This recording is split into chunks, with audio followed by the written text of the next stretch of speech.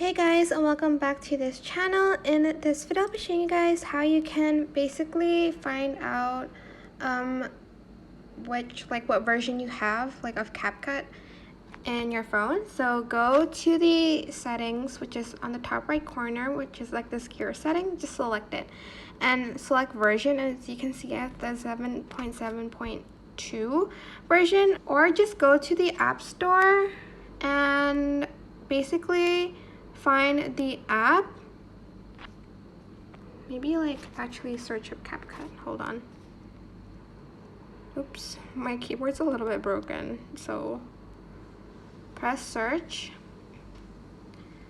And then there you go. And just select the app here. And then as you can see, I'm still in the last version, so make sure you update first and select the 8.0.1 version. And that is basically it. I hope this tutorial was helpful for you guys. Don't forget to like, comment, share, and also subscribe to this channel if you haven't done that already. If you have any questions, just leave it in the comment section down below, and I'll try my best to answer them all for you guys. And if you found this video helpful, please click the thanks button above the description box down below. Thank you so much for watching. Bye!